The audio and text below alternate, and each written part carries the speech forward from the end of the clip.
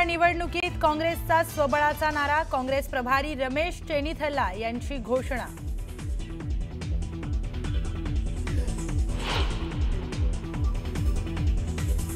मनसे अध्यक्ष राज ठाकरेंनी बोलावली महत्त्वाची बैठक, सायंकाळी 6 वाजता मुंबई अध्यक्ष आणि उपाध्यक्षांसमोर करणार चर्चा। बिहार निवडणूक आणि मतचोरीबाबत होणार चर्चा।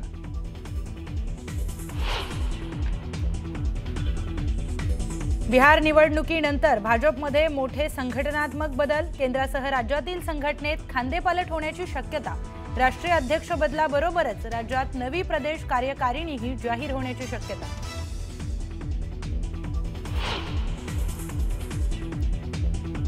पार्थ पवारांच्या पुण्यातील जमीन घोटाळा प्रकरणी विजय वडेट्टीवारांचं मुख्यमंत्र्यांना पत्र, फौजदारी गुन्हे दाखल करत स्वतंत्र समिती नेमून निष्पक्ष चौकशीची मागणी।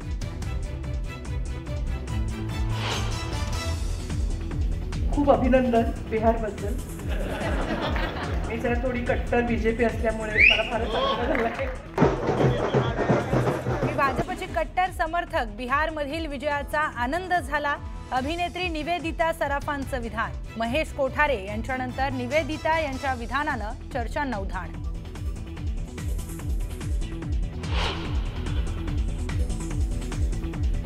श्रीनगरच्या नौगाम पोलीस स्टेशनमध्ये स्फोट, मुजम्मिलकडून जप्त केलेल्या अमोनियम नायट्रेटच्या स्फोटात 9 पोलिसांचा मृत्यू तर 32 जण जखमी झाल्याची माहिती।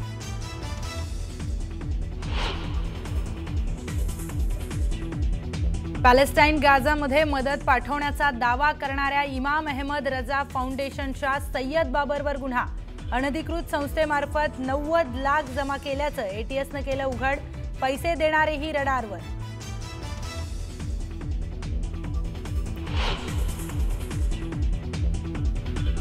पूरग्रस्त शेतकऱ्यांसाठी महायुती सरकारचा मोठा निर्णय, रखडलेल्या शेतजमिनीसाठी मोफत माती, गाळ, मुरुम मिळणार तर पूरग्रस्त जमिनीसाठी गौण खनिज रॉयल्टी माफ।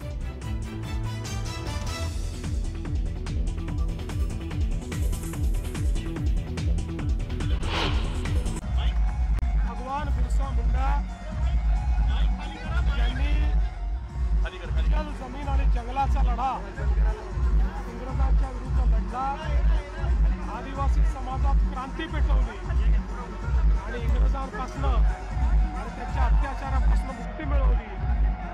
असे धरती आबा भगवान बिरसा मुंडा यांची जयंती जनजाती गौरव दिवसाच्या निमित्ताने आपण साजरी करतो की त्यांची 150वी जयंती देशाचे प्रधानमंत्री माननीय नरेंद्र मोदीजींनी हे जनजाती गौरव वर्ष म्हणून साजरं करण्याचं ठरवलं आहे।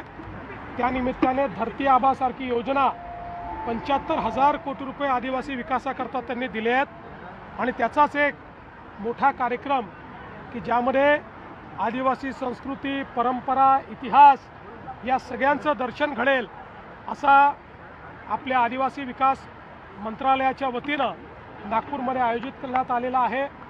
हजारो लोक राज्यभरातून या ठिकाणी आलेले आहेत। अतिशय सुंदर आदिवासी कला आणि संस्कृतीचं प्रदर्शन या ठिकाणी आहे। 3 दिवस चर्चा आणि मंथन आहे आणि मला असं वाटतं की खऱ्या अर्थानं या ठिकाणी क्रांतीसूर्य भगवान बिरसा मुंडा यांना एक प्रकारे आदरांजली वाहण्याचा प्रयत्न या कार्यक्रमाच्या माध्यमातून महाराष्ट्र सरकार करते। जशी लाडकी बहीण महाराष्ट्रात होती तसंच बिहारमध्ये झालं, त्यावर शरद पवारांनी टीका केली की पैसे वाटून निवडणुका होत असेल तर निवडणूक आयोगाने विचार करावा याचा। असं आहे, जो जीता वही सिकंदर। हारल्यानंतर, पराभव झाल्यानंतर पराभव स्वीकारता आला पाहिजे, मोकळ्या मनानं आपल्या चुका कबूल केल्या पाहिजेत, आत्मपरीक्षण केलं पाहिजे। पण आत्मपरीक्षण करणं हे आमच्या विरोधी पक्षाला मान्य नाही। खऱ्या अर्थानं या ठिकाणी वेगवेगळ्या प्रकारच्या ज्या काही योजना आहेत या योजना करण्याची संधी सगळ्यांनाच होती। त्यांची सरकार होती तेव्हा त्यांनाही होती, त्यांनी केल्या नाहीत। आम्ही योजना केल्या त्या लोकांना आवडल्या आणि लोकांनी आम्हाला मतदान केलं, त्यावर लोकांना दोष देण्याचं कारण काय? बिहारचा परिणाम आगामी काळात महाराष्ट्रातही निवडणुका आहे। वो कह रहे हैं कि शुरुआत से ही निष्पक्ष नहीं था चुनाव। देखिए, मैंने इसके ऊपर कल ही बोला है, मैं बार बार नहीं बोलूँगा। मैंने कल ही बता दिया है कि वो जब तक आत्म परीक्षण नहीं करेंगे वो मट्टी में ही जाएंगे, मट्टी पलिती होईल. अजित पवार यांनी विषयांची भेट घेतली. पवार प्रकरणावर काही चर्चा होऊ शकते. मला वाटत नाही. मला असं वाटतं की राज्यातल्या काही मुद्द्यांवर त्यांनी ती भेट घेतलेली आहे. हो, महाराष्ट्रात बिबट्यांची मोठी दहशत आहे ग्रामीण भागामध्ये सगळ्या ठिकाणी. त्यावर मी बैठक घेणार आहे, कालच सांगितलं. काँग्रेस मुंबईमध्ये स्वतंत्र लढणार आहे. काँग्रेसची घोषणा केली मुंबईमध्ये ते स्वतंत्र लढणार. विरोधी पक्ष एकत्रित लढतोय का स्वतंत्र लढतोय यापेक्षा मुंबईच्या जनतेचा महायुतीवर विश्वास आहे. जनतेने महायुतीचाच महापौर बनवण्याचा निर्णय घेतलेला आहे. त्यामुळे निश्चितपणे कोण काय लढतं हा त्यांचा प्रश्न आहे. मात्र या ठिकाणी महायुती निवडून येईल. लॉजिस्टिक पार्क भाऊ, लॉजिस्टिक पार्क.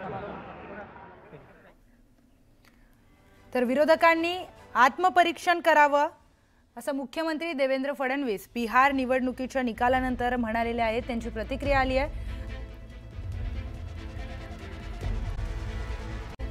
मी भाजपची कट्टर समर्थक असून बिहारमधील विजयाचा आनंद झाल्याचं अभिनेत्री निवेदिता सराफ यांनी म्हटलंय. त्यांना ठाण्यामध्ये भाजप आमदार संजय केळकर यांच्या हस्ते पुरस्कार देण्यात आला, त्यावेळी त्या बोलत होत्या. दरम्यान काही दिवसांपूर्वी चित्रपट निर्माते महेश कोठारे यांनी देखील असंच वक्तव्य केलं होतं. त्यानंतर त्यांना मोठ्या प्रमाणात ट्रोल करण्यात आलं होतं.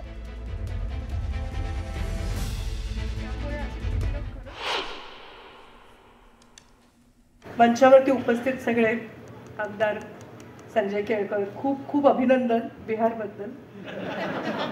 मी जरा थोडी कट्टर बीजेपी असल्यामुळे मला फारच आनंद झाला.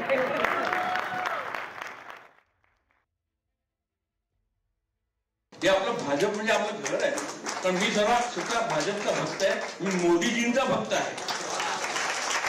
आणि आता हे 15 वर्ष झाले, 16व्या वर्षाचं आपलं जे दिवाळी सेलिब्रेशन होईल तेव्हा मुंबईवरती कमळ फुललेलं असेल याची मला खात्री आहे. इचलकरंजीमध्ये कार्यकर्त्यांच्या मेळाव्यात हसन मुश्रीफांनी स्वबळाचा नारा दिलाय. सन्मानानं जागा नाही मिळाल्या तर स्वबळावर लढा असं आवाहन हसन मुश्रीफ यांनी केलंय. स्वबळावर लढून संघर्ष करा असं आवाहन मुश्रीफांनी केलंय.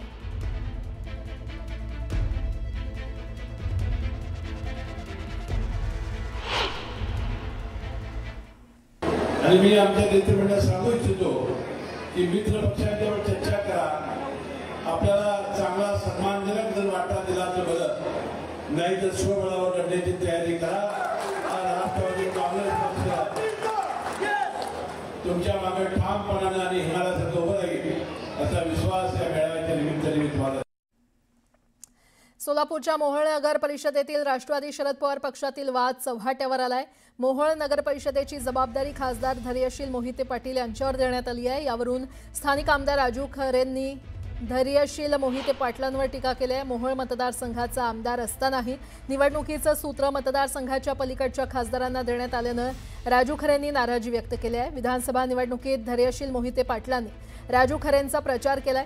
राजन पाटलांसोबत जुनं नातं असल्यानं नात्यात अंतर येऊ नये म्हणून मोहिते पाटलांनी प्रचार केला नसल्याचा आरोप राजू खरेंनी केलाय. त्यामुळे मोहिते पाटील मोहोळ नगर परिषदेचं सूत्र कसं काय हाती घेऊ शकतात, त्यांना कुणाला मदत करायची असा सवाल राजू खरे यांनी उपस्थित केलाय. आमची 17 गावं या मोहोळ मतदारसंघाला जोडलेले आहे. मी इथला माणूस रहिवासी असून सुद्धा मला लहानपणापासून माहिती आहे की मोहिते पाटलाचं आणि अनगरकरांचं हे 3 पिढ्याचं नातं आहे.